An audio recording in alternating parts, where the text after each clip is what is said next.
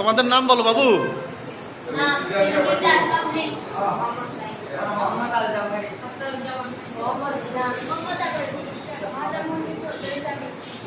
আচ্ছা, তোমরা কোথায় গিয়েছিলে? কোথায়? একজন একজন বলো। পাহাড়ে কি জন্য গেছো?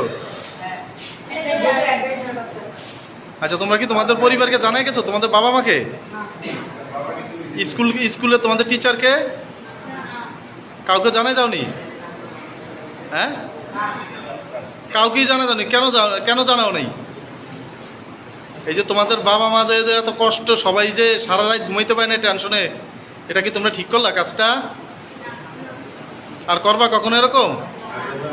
বাবা মাকে বলো যে আমরা আর কখনো এরকম করবো না।